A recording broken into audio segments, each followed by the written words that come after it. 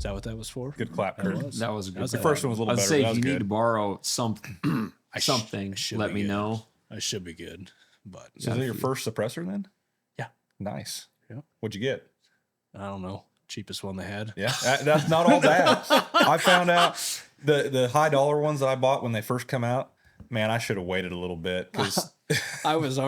My wife already had me scared for that whole ordeal. So yeah, I was put. The guy was trying to talk to me behind the counter, and I was on my phone. I was like, "Hold on, I'm putting out a fire before it starts." Yeah, like just letting you know you're going to be getting emails here real shortly. Yeah, this is what's going on from a place called ATF eForms, and this is what it's for. And we'll talk about it when I get home. I'm not in trouble. And by the time I get there, it'll be too late for you to do anything about it. So just Pretty accept it much. now, and I'll be happy Hey, when I get there. But she couldn't say no because I won my fantasy football league that I had to leave field day for to go draft. So I was the champion. Hey, And so- champions, let's do it, man. So it got me my first suppressor. So all works out. Yep. Wow, that's really stretching it. Yeah. I left something 6 months ago so that I could. Go draft a championship winning team. That's Draft pretty is critical. profound. That's pretty good. Is that football? Yeah. Okay. Fantasy football. Okay. Yeah. Yep. All right. So, protect our farms. Here we are.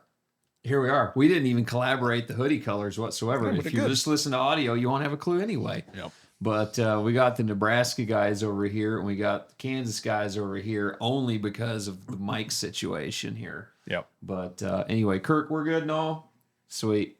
But no, so I alluded on the last podcast, Rogan's got to protect our parks series that he does every once in a while with Shane Gillis and Mark Norman. Yeah. Ari Shafir. yep. And so, and dude, it's just a BS session, good old time. And I like that vibe and whatnot. And I was like, man, I want to recreate that. And so the media guys were pulling their hair out, trying to collaborate the cameras and the audio and the angles and so on and so forth.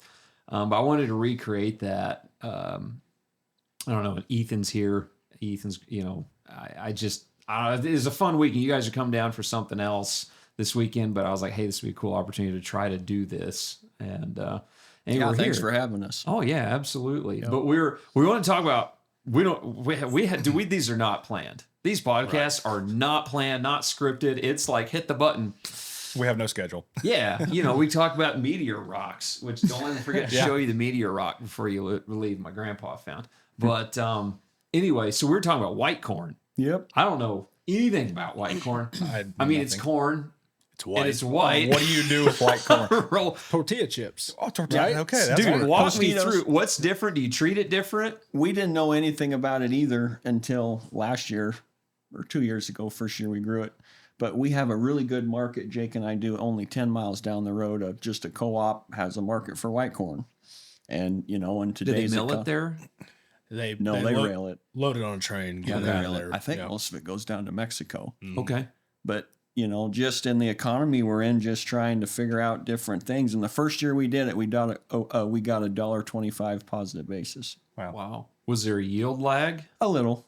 Okay, So but you're not not- enough to not go back to Not when regular? you figure $1.25 over. I mean, you can figure 240 or 260 or whatever, under a pivot, and you're just like, this is leaps and bounds over what, and the yellow corn side of things. I mean, I always kind of because I'm the guy that I like to raise yellow corn and watch the monitor thumping 300. That's fun. But what is easier to do?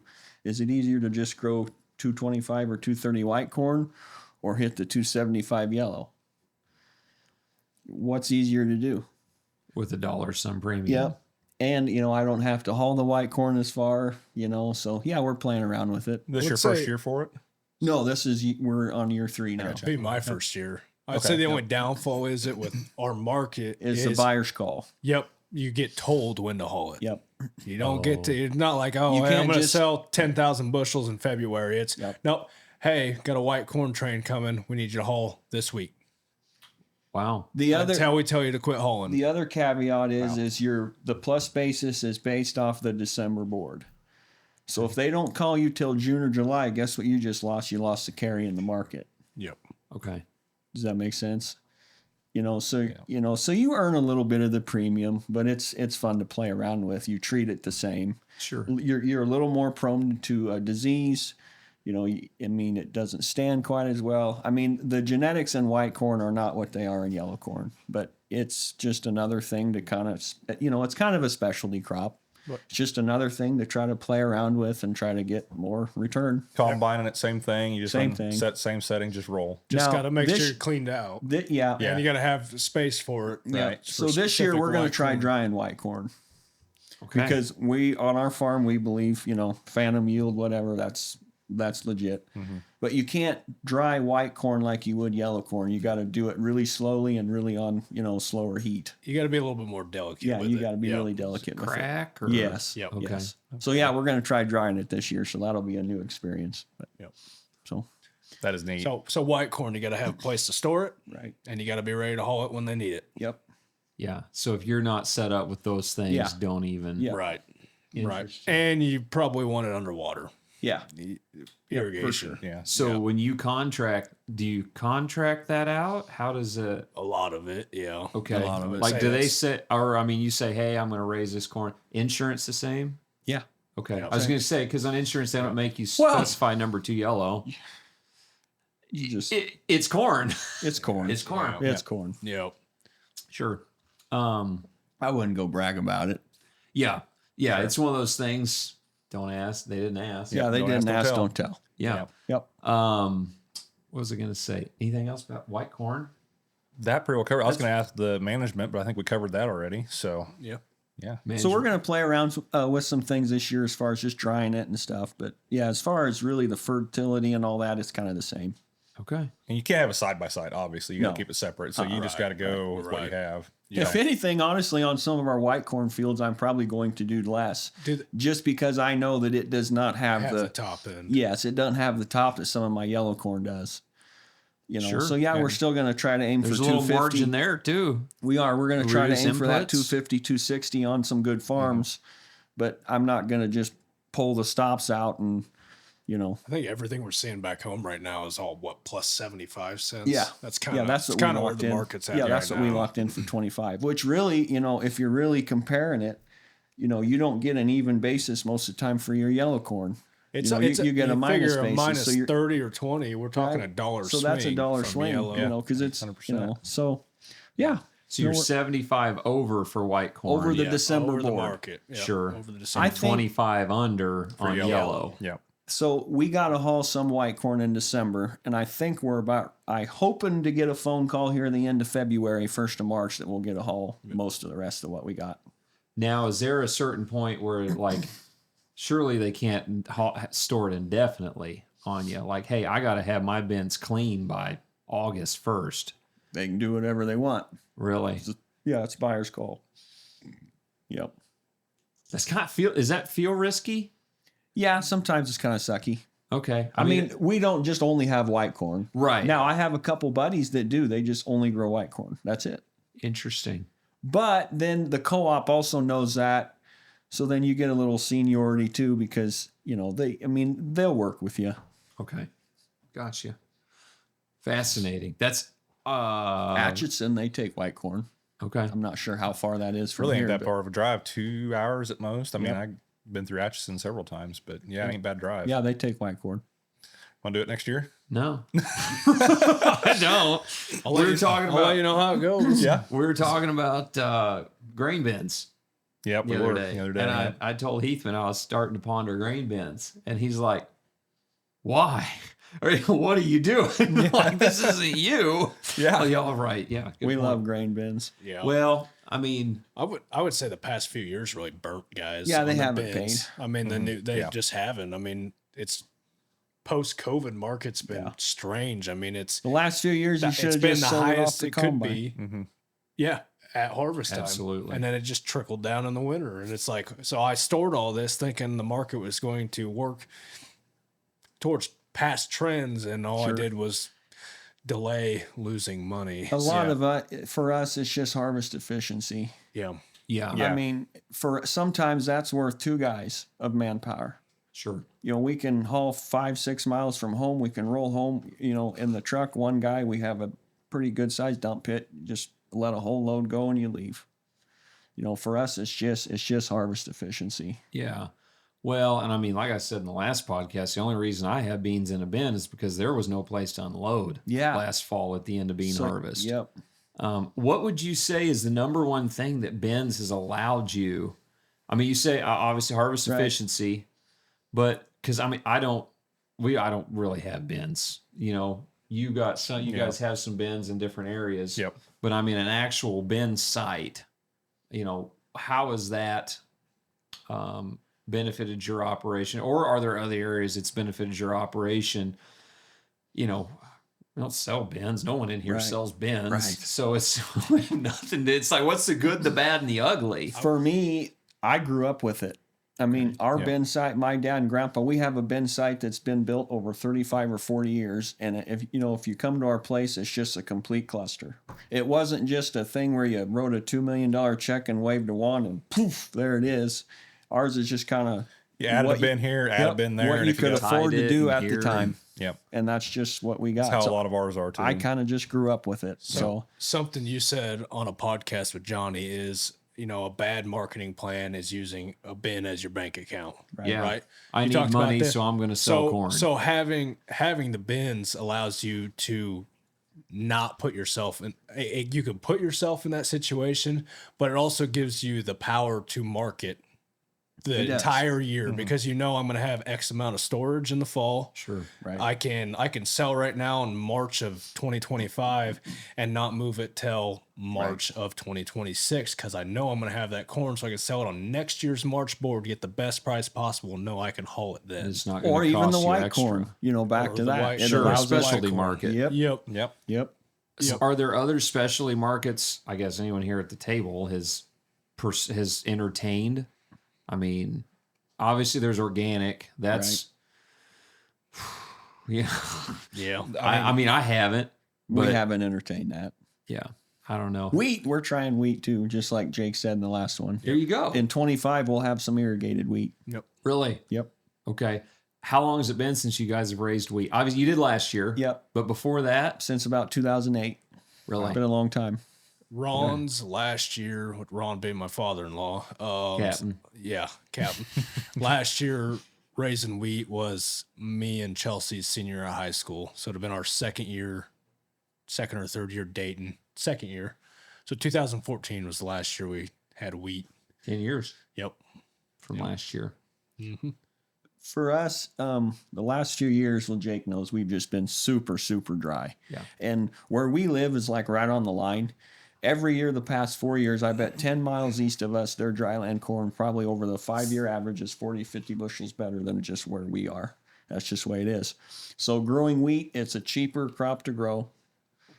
And we're hoping that, we'll have the data this year. We're going to plant corn and wheat stubble, and we'll see how it goes. Yep. They always, On fallowed. Yeah, Fallow. yep. Summer Ron- fallow. Summer Ron fallowed always it. and we says stri- like plan to pick up 30 to 50 bushel Yeah. into the wheat Yeah. wheat Yep. stubble. Because I mean he's You want done to talk it about past. wheat? We can talk about wheat. Oh, Oh yeah, we can do wheat all what day. do you want to know about wheat? It We're all sucks. excited about it. No. Wheat sucks. Yeah.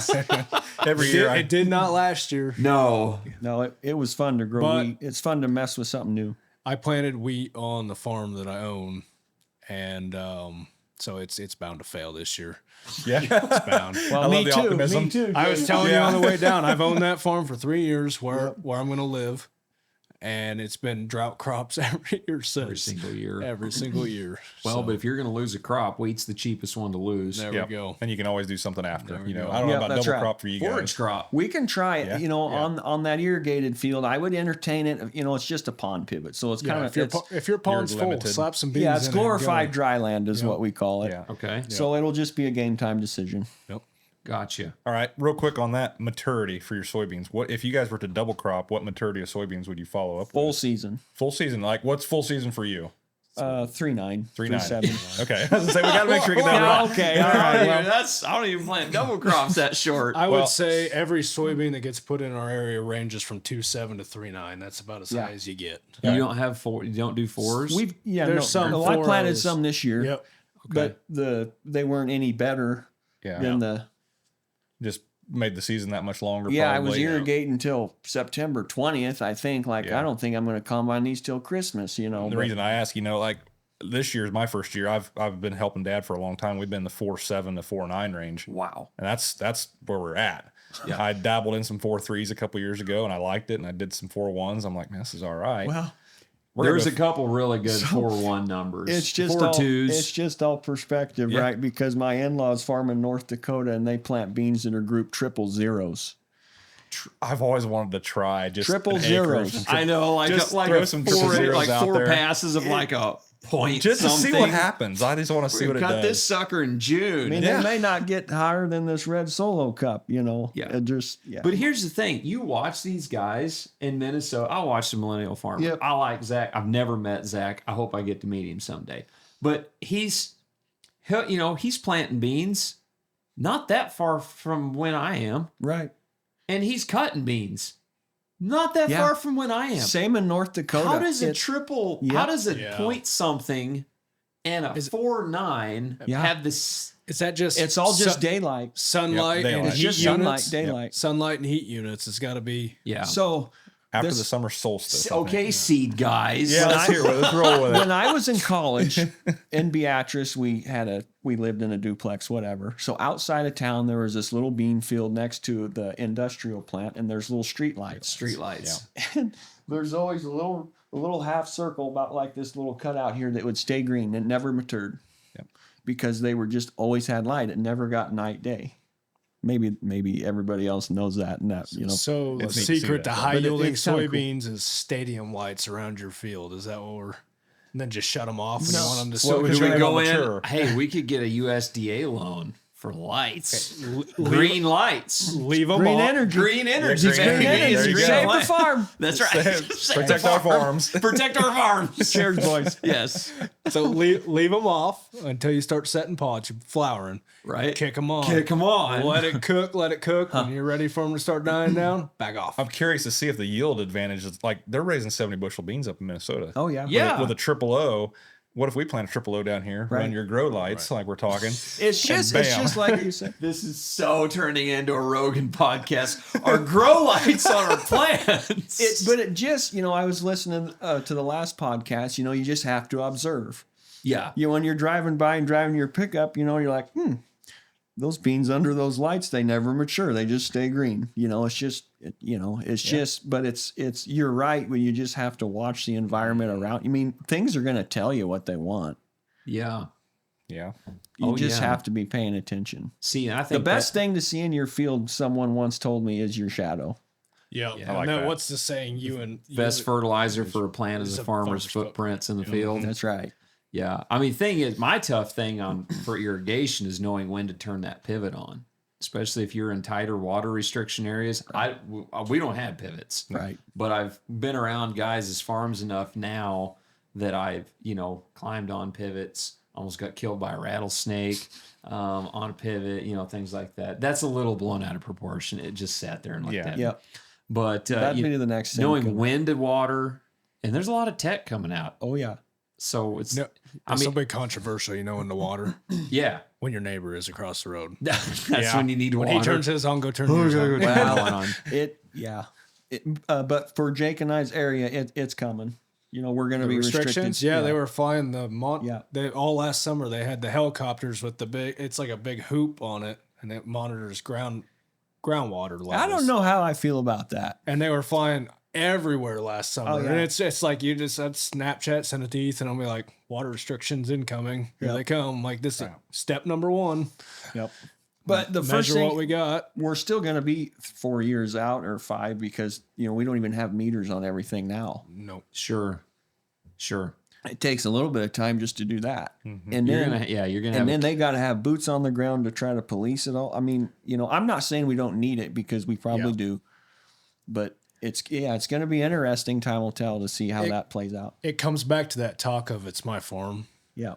I own it, but Gabe and I, shout out to Gabe, have had this talk about it's probably not such a bad thing because there's a lot of overwatering that happens There in is. our area. And I'm There is a probably lot. one of them. I'm just There's as a lot. guilty as It's anybody. it's easy to get that way. is. Because we know our weather patterns and we know when Yep. things turn to a point. Turn it on. We've been behind. Yep. Every year we get behind on the wells that we have versus the weather we have. Now- And you're playing catch up. So if a guy's like, well, if I can get out ahead of this, but what you're doing is creating inefficiency. The funny part is they could give us a restriction, and Jake and I both have some marginal wells, and Jake and I both got some really good wells. They could give us, just say they gave us 10 inches or 8 or whatever. We could turn on a little well in March and shut it off in November, and we'd still be at only 6 or 7 because it just don't pump that much. But those are the wells that get overpumped. Yeah. The wells that pump 800 gallon on March 1st and December 1st, those are the ones that you can just... You could spin them in 2 days, put on 3/4 of an inch, Yeah. and then let it rest for the next week. Right. Or for a week, and then fire it back So you're up. 'cause you can talking get around about the quick. value of an efficient well instead of Big a, wells make And a we big are hit and difference. miss in our area. You might be right here and you might be on a gold mine, and your neighbor literally a few feet away, you're just going to miss it. So in our area, how we find water initially is the witching. So so if you could hit a perfect pivot, what's that look like? All the water in the world, run it fast, and then instead of trying I like about 7 or 8 tenths every Yep. time I spin We're it. the same on that. I mean, Okay. 3/4 of an inch. okay. And if on the good wells, I mean, that's a And if we're 2-day really pass. cranking and the forecast is dry, I will sometimes make 2 or 3 continuous runs. Let 'em go. and then shut it off for a couple days. Okay. And then just walk out ahead of the pivot, behind the pivot with a How probe. fast can you make that lap? 2.5, 3 days 2.5, 3 days. on a 750 or 800 gallon well. On how many acres? 130 is about what a pivot circle Full is. About circle is 130 acres. 135, figure the end gun by the Right. time it Okay. goes off and goes around. Yeah. 128 to 132 or 3 or 5. So 130 acres. Yeah, 130 Gotcha. acres. Yep. So 3 days to make a full lap Yep. of a 3/4 inch on the 130 acres. Yep. Okay. Yeah, but So- you figure, so as the more About water you put 40, on, 45 acres a day. It's usually what's that come out to be about 65 hours, something like yeah. that. But It's real so close to that. putting this in the terms, the more water you put on, so you start cranking up towards an inch, the slower it goes. Well, for me, and me and you have talked about this a bunch. If you wait to start watering, you're putting on an inch. Now it takes 4 days to come around. Think about the other half of that field. Exactly. It's probably getting stressed past the point you want Right. it to. So by the time you get sure. to there, and now You're always trying to now play you catch up. reverse it over here. You so are. You're we to that like reaction shorter, point. faster passes, Just keep it. Yeah. and just keep it Yeah. even. Keep it running. Sometimes, irrigation is made to supplement. It is not made to make the whole crop. We are just trying to get to the rain. by Yes. the time to the rain. A half inch of rain is better than 8 tenths with a pivot. 100%. Every irrigator I've Yep. talked to says that. They're like, if I could turn that pivot off and it rusts in the ground, Yep. and I could just get rain, I'd take that every time. The only thing worse than having irrigation is not having irrigation. Cuss it all summer. That's us. Like we're sitting here burning up like, God, I'd love to have Yeah. a pivot. And then it's raining and you guys are digging pivots out it's and terrible. whatever. We're like, Covered "Our- in well, I mud." don't have a No, we pivot. got pivot Our right now. tracks have been so deep the last couple of years. It is just mind blowing. Well, they got so deep. Was it? It was the year before. Last year Why wasn't is as that? bad. Because we make too many laps. Yeah, You know, it's going around. So every every pass, it goes a little deeper. Yeah, Yep. yeah. So 2 years ago, it got so deep that it started. We had how many flat tires? Me and you were just fight. It was getting. All it was you going- guys did was all I got Snapchats And of. It got so anytime deep you're it was fixing a ripping the pivot, valve it's always stems in the off. mud. yeah, Yeah. Yep. it's Just- always muddy. So it was Always just. muddy. It got so deep. It was to the point where it was catching the valve stems in the pivot track every time. It was just ripping them off. You'd lose the tire, and then you pivot stuck. I've and now had you're them out just there. get high centered. They just sit, on the A-frame because they've dug a. It just dug a trough out. Yeah, so We deep. probably just sound like whiners right now. Well, Well, they're this irrigating is- ground. It's so Just hit a awful. button and It's go in. so wet. I buried a pivot. And then sit here going, I might overwater a little bit, Yeah. but. I got to the point this year where What's up, guys? Josh here. Ben's on the other side. Just wanted to drop in and say, check out our newsletter. We have someone different write it every quarter, and someone who really brings a lot of value in regards to knowledge and management on the farm. You can find it. Check out the link in the description below, and it will take you to it on the website. Send it to your dads who still read on the Kindle Fire. They'll love it. Like mine. Yeah, same. I got that from my dad. Check it out. I had a pivot stuck and I needed to make a couple more circles, and I had already run through enough corn with our 40/20 high crop. We got a high boy tractor. cool. We rig up and, go out. I didn't want to run any more corn. So I took my pocket knife out. I backed up the pivot because it would go in reverse. I cut off with my pocket knife. Like, this is in July 15th, so ears are out, corn's out. I cut off, I don't know, 100 plants and put them in the pivot track and hit the button and got it through. Crawled it right out. It's like throwing sticks in sticks Yeah, in a yeah. rut. Oh, you said corn stalks? I did that last year too. Yeah, I just started breaking them and laying them over, so it made like a little V, and then it walked right out of it. I was like, I mean, when you're out there in the field, you're like, Never even thought of what that. can we do things. to get this thing out of the mud hole, Wow. Get a year like 2 years ago, and by August, you just take, There's no plants for 40 feet. you go get Oh, the yeah. old pickup and you throw the gearbox or whatever in the back of it, and you just turn, you pick a row, and you drive. Because by get August right to 10th, it. you'll Yeah, give you a go. hoot's just gone. Yeah, you don't care. You don't Yep. care. Yeah. What's one more row of smashed That's corn? right. Pretty much. Yeah. Do you guys, either of you guys, they got a, crap, what's it called? It's the high right. It's this thing. It's a traveling gun. Is that what you're talking about? No. It's the machine they use to go out and service pivots. Oh, that's what I was talking about, the high crop. He's got a high crop tractor, but I know They what you're called talking it about. Something else. I know what you're High talking boy, about. Neighbors of ours, they use them to spread Goofy cover sounding crops. It's thing. like big, they're like a big like frame, and they got electric motor on, or like a Yeah. little motor on each wheel. Yep. I'm not And, sure what that's called, but yeah. Yeah, I know. Yep. No, we don't have any of them. I was talking about traveling gun. Their dad's wanting to buy one of those. No, very, very blessed that we have the he really? irrigation that we I know do. where one's at. So do yeah, I. but yeah, like you saying, like if you have something break down, you got to make a path out there. Yeah. Traveling gun, you have to basically bush hog a path out there because it's gonna spin. It's gonna crawl its way out into the field. I'm like sitting here, I can't do that. And- Corn. Even with our high crop, the last few years, in the yellow corn where we, really pushing the fertility, it gets so tall. Even with a high crop, it'll break it off. But it's always better in the middle, in the heat of the day, in the afternoon than early in the morning. That corn will bend over really far in the middle of the afternoon than it will in the morning. I'll be darned. And then if you have a sprayer in our area, make sure it has tow hooks on it so you can pull the pivots out, because that's your highest. That's your highest thing Yeah. to get out. Yeah, to. if you So don't have a high crop, you got a just- pivot yep. stuck, take the sprayer out, split the rows, get to the tower you need, hook a chain to it, and pull it Bam. backwards. Anybody dabbling any drones dropping parts and pieces in yet? Not Who yet. did there was a video out there on the internet of a drone, one of the T40s or T50s picking up a gearbox. Yeah, that's what I was referencing. Yeah. I Yep. saw that. Yep. But no, haven't had any of that. No. Seed. So we have two seed guys in this room. Yep. And here's the thing is, dude, everyone, I'm not a seed guy. But as a farmer, all of us are farmers. Yep. Everyone is for this table. We make our living off farming. I'm fairly certain that I can say that neither of yours main income is the seed business. No. And so, our highest priority is our farming operation. Right.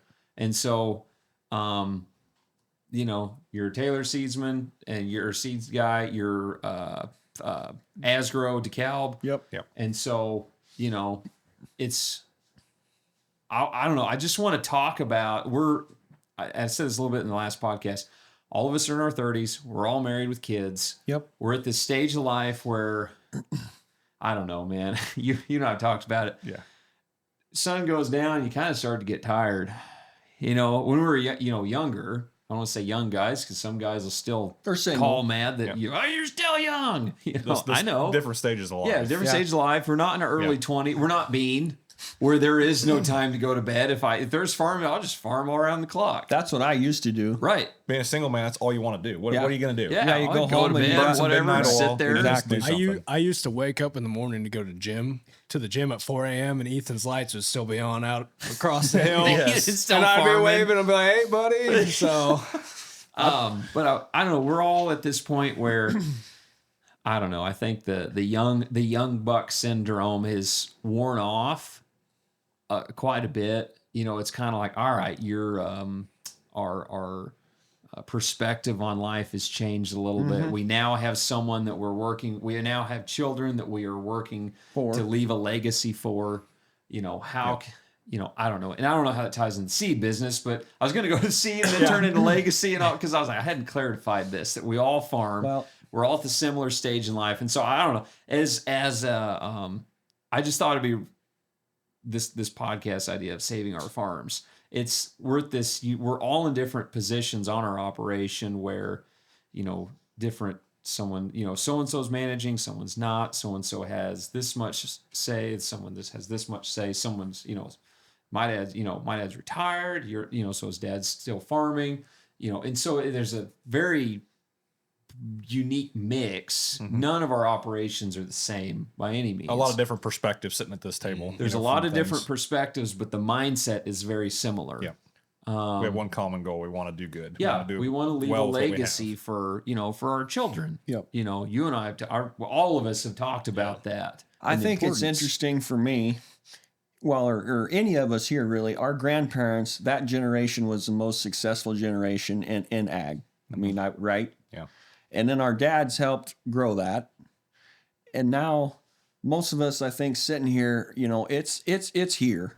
The baby's been born, so to speak. We just have to take care of it and make it better, maybe grow it, whatever. I don't know. Would you I guys think there's more power in the maintaining aspect. Oh, I was just going to for say, sure. maintain. It's hard. Because like you just said, it's here. I mean, we just went through a deal where we just got set back a whole generation just because of a bad estate situation. Mm-hmm. One bad transition or one estate bad deal. apple. You could set yourself, the whole operation, like you just said, back 10, 20, 30 years. We set ours back 30. It's easy to do. We were clear up here, and now we're clear back to here. Yep. Just so the non-farming heirs could get wealthy. Yep. And then that's pretty much it. That's it. They got wealthy off the farm. So many stories about that and how many generations it took to build it to where it was, just like you said, to be set right back. And, we're working through it, and, we're going to have to dig out of the hole. It's scary. It is. It's very scary. We just completed a transition on our farm, and we're done over with, and it went smooth. It went very smooth. You always hear the horror stories about how things could go bad, for example. Yep. And I'm very thankful we went smooth. Everything's done over with. But it's to tail back on your deal. Grandparents. My grandfather started the farm in the 30s, 40s. Yep. And he started in a pretty rough time. Right. And then he went until probably late 70s, early 80s. Dad took it over. And he built it and just went nuts with it and did an incredible job. That's what my dad. Yes. My grandpa didn't do hardly anything. And now it's our he job bought to 20 maintain it. acres. 20 acres. That I'm not bashing my grandpa whatsoever. Right. Same with mine. He wouldn't buy anything. He wouldn't go into Right. debt. He was scared, but he went through the 30s. I was gonna say, you think that's all the depression? I think a lot of that had It's to do like risk. It's like that. Same thing. That's too much risk because I saw, that you could lose absolutely everything in your life. Yep. And so the risk factor wasn't there. The next generation was like, they didn't live it. They knew their parents lived it, and so they knew about it. They appreciated it, but were more risk takers. Yep. But yet lived through the 80s. So we had the 30s. We had the Our 80s. dads are pretty close. My Yeah. dad's 70. Your dad's 65. 65. Yep.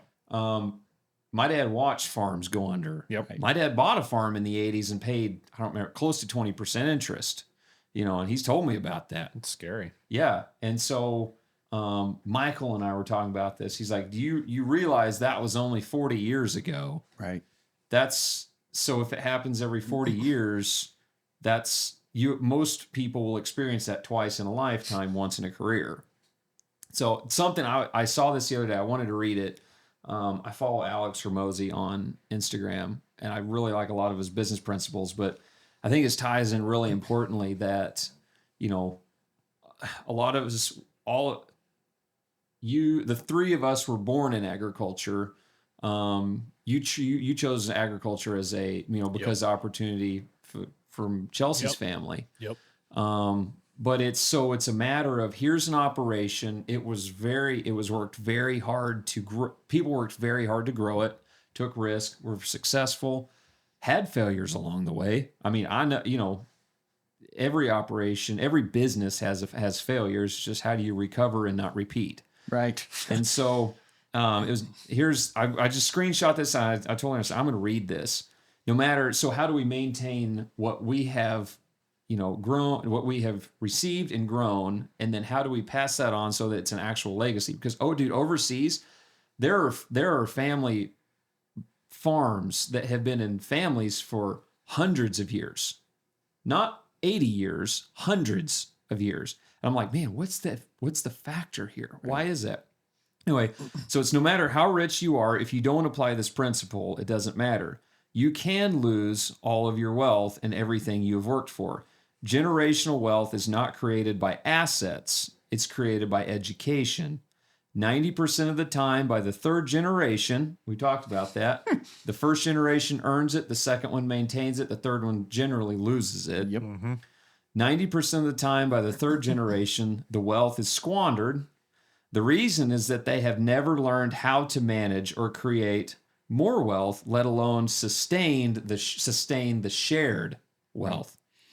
If you want to create generational wealth, you have to teach the following generations how to fish, even if there are plenty of fish in the sea. I'm going to reread that. Even if there are plenty of fish in the sea, and you are, even if you're rich, even if you're very successful, history shows that if the generations following you are not educated on how to fish, the wealth that you have worked so hard for will almost always be jeopardized. Teach a man to fish after you give him one fish. Right. Type of situation. Yep. So I'll help you to here, then after that, let's learn how. And I don't know, it's just, we talk about it a lot. How do we, just keep doing what we're doing. Keep on doing what we're doing. Dude, I was thinking about this the other day, though. My son, how many times is it that it's like we're working, man, and it's like, oh, I could do I could finish this field tonight. Right. And it's like, I know the boys are going down to bed. And I was sitting there, I was playing with the boys the other day. I'm sitting there, I'm talking about the investment of time, and I'm like, if I work my entire life, if I work my butt off my entire life and I build a great operation, take an operation and grow it, maintain it, streamline, but there is no one that appreciates it or can manage it at the end, I think I'm going to feel like it's an entire career wasted, And so I was like, dude, I just sat down with the boys. I was like, if this isn't on point, none of the rest of this is going to last. And it's so easy to be like, I'm going to go get that one more field sprayed. I'm going to, I'm going to go ahead and change this hose tonight on here. And I'll spend some time later with the kids. But I mean, if you really want to leave a legacy, we got to invest in the kids first. Yeah. I think we all four of us here, we know how to operate a farm. We know how to make it work. We know how to handle the curveballs that happen. So say if we have a breakdown at 8 o'clock at night and you have 20 acres left, you're not going to finish that night. So take that scenario, go spend it with your kids, because it is our responsibility to get them educated in how to maintain the farm. We know how to do it. How can we teach them how to do it for their next generation and then the generation following? And that's our responsibility. Well, it's a matter of, you're working with a kid on something and he's got your wrenches spread in the dirt and whatever. And he's, he just crapped his pants and you're trying to do this and you're like, I cannot do anything. I can't, how many times do we as dads leave the house and we're like, oh yes, I can get something done now. And it is, now listen, it is important to have those times. And we're all in the same business of, we get windows where we have to push and we have to push really hard. Mm-hmm. But it's very important. Someone told me this one time, there are seasons in life, and there's a season in the year and there's a season in your job. It's like, okay, we got 2 weeks here. We're going to push really hard. And I tried to sit down with the boys last spring. 1-year-old didn't care, but hey, Daddy has to go. Daddy will not see you much unless you're riding with me the next couple of weeks. Because if Daddy gets done, Daddy can spend more time with you when he's done. The problem is we get cranking and rolling. We never get done. We always find something else to do. Yeah. And so it's a matter of forcing yourself to shut down, now, I don't know. I think we live in a time where at least the equipment allows us to take our kids with us. Yeah. Yes. Quite a bit. Mm-hmm. you think about that. You say, I'm going to be gone for a few weeks, and how fast our kids are experiencing new things and how fast they're growing up in a sense. What 3 weeks to you is a very large window in development for them. Oh, it's tremendous. You know, and on like the riding side or that I can't get nothing done. I can't do that. I've really tried to hone in with my daughters on that, and I'm not perfect at all with it. I struggle very often because it gets frustrating. You're like, I'm trying to do something. Like, why can you just go to daycare today or whatnot? But every experience you bring them along with you on that is a life experience for them. It's new. Riding in the tractor, going hunting, going fishing is my job as a father. And I have to remind myself this a lot because it's easy to get in that snappy mood where you're like just ruining everything. Like, why can I get nothing done? Is trying to make this as fun as possible, no matter what it is. It could be riding in the tractor. Well, you know what? Then we're going to kick on the Frozen soundtrack on the radio, and we're going to sing, and we're going to have a good freaking time. That's right. You know, so it's like everything. Like, how do you continue that next generation? Is not ruining the experience for them every time they're there. If you're mad and snappy and trying to get stuff done every time they're around you, they're going to be like, "This sucks." Yeah. And then we wonder why our kids don't want to do what we do. Exactly. Bingo. And that's exactly you where I gotta was make going, them- you know, and back to touch on the hunting. Me and you had a great conversation. I took my daughter hunting for the first time this year. Yeah. And I'm probably a little over the top on my deer hunting tactics versus the population. I'm very serious about it. and Just for clarification. right. And so the fact that I took my 4-year-old daughter out there, she didn't have an ounce of camouflage on her body. I'm pretty sure it was mostly hot pink. Yeah, I think you're probably right. I remember those Snapchats. I might have gotten her to wear a black sweatshirt. That's it. Everything else was, and the fact that it was like, you know, how do I make this fun, easy, less? Drove the 4-wheeler right to the blind, access and entry, throw it out the window. Hated everything about it. Right. Took her up the ladder. We sat in the tower blind. Had a good freaking time. Yeah. The best. I will never forget that hunt. But for that, it was like, how do I get out of this? This isn't deer hunting. This is a night with your daughter. That's right. Yeah. Get out of right. this. Make this the time of her life. Sure. And what after that night, through it all, it was 20 minutes before sunset. You know, the witching hour. Yeah. The best time to be out there. She's like, Dad, I want to go. I sat there. I'm like, do I force her to sit here till dark? Make her scared of the dark walking out? Turn this into a bad experience? And I know this is off farming here, but it's kind of like along the same line. Farming legacy. Yeah. And I was like, you know what? Yeah, let's go, babe. Let's go hunt. Like, just let's end this on a high note. Had fun. Man, every time I put an ounce of camouflage on, are we going hunting, Dad? Can I go? Can I go with you? Yep. Can we go? I was like, boom, I succeeded. So I try to take that mentality into every single thing, whether it's be farming, no matter what experience, where she's hopping in the truck and we're going to do something, is like, let's make this just a blast. Yeah. Make it a good experience, a memory for her, a core memory. Positive attitude goes a long way too. They feed off positive energy. So. Yep. And that then was you a realize, long and way then you of saying- realize Yeah. how much you're like being anal about your little nitpicky stuff doesn't matter. Yeah. Because, you know, I took Wesley, he dropped something and it hit the side of the blind so loud. I was convinced every deer for a mile Was heard it. gone. Yeah. Anyway, we saw more deer that night than if I was out there doing everything perfect, you know, and he's out there and there's deer in the food plot. It was snowing. Is that nasty weather? Yeah. He's pulling ice off the window and eating it. His arms out there, you know, all this. And I'm like, it's kind of like farming. Yeah. It kind of zeroes your mindset of what really matters, how much makes a difference, how much was I doing was just stupid, you know, and didn't actually affect the needle as much as I thought. Mm-hmm. And so, I don't know. Yeah, it's, I don't know. The older I get, the more, you know, it's like, it's going to be okay. You know, whatever it is, whether it be something with your kids or gonna be farming okay. or whatever, you just got to, you know, it's going to be fine. Sure. Sun's always going to rise tomorrow. Yep. Always. So I was farming. I farmed Sam's grandparents' ground Papa John passed away a couple of months ago, but I was farming, and the neighbor just across the road had just passed away, and it was Burton. Yeah. And I don't know if there's ever been a man that worked harder than Burton on his farm, on his ranch. He was a rancher. It is the only thing he lived for. Like, well, I shouldn't say, that's unfair to say. It was his life. His ranch was his life. And I was sitting there, and Burton had passed away, dude, not even within the last couple of weeks.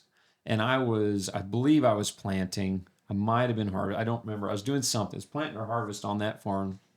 It's just across the road. And it kind of re-zeroed my thoughts. Were back to, okay, Burton worked his entire life to build this, and Burton is gone. Mm-hmm. And Burton's cattle are still grazing that hillside. Right. That grass is still growing. The sun is still rising. The rain is still, raining. And I'm sitting here and I'm like, I don't know, dude. It was a very surreal moment in my life because I really was like, what? It makes you wonder, what am I doing here? Well, my dad has said that before, because I got wound up about something, and, if something would happen to any of us, it would still happen. The farm would still get farmed, and it would still happen. Mm-hmm. Whether you're really not that important. The ground will be farmed. Yeah, the we'll be rivers spinning. will still run. Yeah. So it's a matter. It's like, obviously none of us are here forever. Right. And so Don't want to be. No. yeah, right. Yeah. I'm going to check out right here. But it's a matter of what are we going to do when we're here? Right. And then, hopefully we get to the end. And I don't know. I told my dad this last harvest, I said, Dad, why don't you just pop a chair out and sit under, just hang out and watch. The boys are riding in the combine, grandkids and whatever. I hope the pinnacle of life is watching my boys farm, and I can sit back, I can step out of the operation, nothing skips a beat. Mm-hmm. It rolls and it rolls well, and I can watch it happen. I'm Yep, done. for sure. I'm done. For sure. And I don't know. That's protecting our farms. What are we doing that's protecting our farms and our operations? And I don't know, I think a lot of it is not focusing on growth necessarily as prioritizing, doing the best that we can with what we have before we add new things on. To me, everybody has a different deck of cards. How are you going to play those deck of cards? Yeah. But like you say, for us, most of us, it's just kind of maintaining, making it better, but just, maintaining. Sure. Because, dude, if we do a good job maintaining, that's a full-time job. It really is. Yep. And there is a lot of money to be made in things that we otherwise would overlook because we were too big, going too fast. It's like, man, what if you slow down a little bit, you start to see things. I could fix that area. That drainage area. I could update my pivot to where maybe it's more efficient. Well, yeah. Things like that. Jake and I had this conversation on the way down here. Sometimes less is more. Oh yeah. We're not in the heart of the irrigated country, but we got a lot of pivots. It is cutthroat cash rent around our neck of the woods. And, it's like, why? Why do you want to go rent that and just work for nothing? Yep. Yeah. Yep. That's my saying. I love farming, but I don't love farming enough to do it for free. Oh, right. It just, I don't, it just there's a lot of business wise, it farmers just that do doesn't that. make Yep. sense. Mm-hmm. Yeah. Yep. It's just the acres. But that's putting game. emotion in it. It is. Absolutely. It's taking the You don't business wanna side out of lose. it, No, putting emotion. You don't in want to it. lose But to a sometimes- neighbor. Sometimes those are good life lessons. Even for us back to the estate, you never grow spiritually or as a person or whatever when you're on top of the mountain. Right. It's always down in the valley. Yeah. Yeah. Yeah. You know. Absolutely. And it's funny because I was having this talk with I think it was Aaron not that long ago. It's like, man, today's problem 5 years ago would have killed me. Yeah. Right. But today's problem 5 years from now will probably seem like a walk in the park. Mm-hmm. And so, but everyone walks through that in life. Yeah. Everyone has trials that 5 years ago it would have killed them. 5 years from now it'll be a breeze. And it's funny because Choose your hard. Yeah, it's funny because as we as a human race continue to multiply and die and everything else, it's like it's just no one's walk gets easier. Mm-hmm.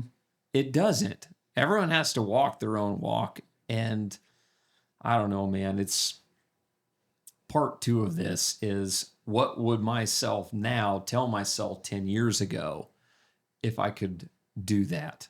My 30-some-year-old self tell my 20-year-old self, hey, let's sit down for 10 minutes and talk. What would that look like? And so anyway, Kirk, we're out of time. Yeah, Kirk's over here is like, speed it up. So I'm going to cut it, and we're going to go to part 2 of Protect Our Farms. So anyway, Jake, Joe, Ethan, appreciate you guys. Thank you so much. Thanks for having us. See you on the next one. See you on the next podcast. Guys, thanks for watching the content so far. If you would like to see more, be sure to subscribe to our YouTube channel. We've got all the full-length podcasts, other video information, tutorials on there. Also on all the major podcast platforms and social media sites, Facebook, Instagram, TikTok, etc. So if you like this, go ahead and check more out on all those platforms.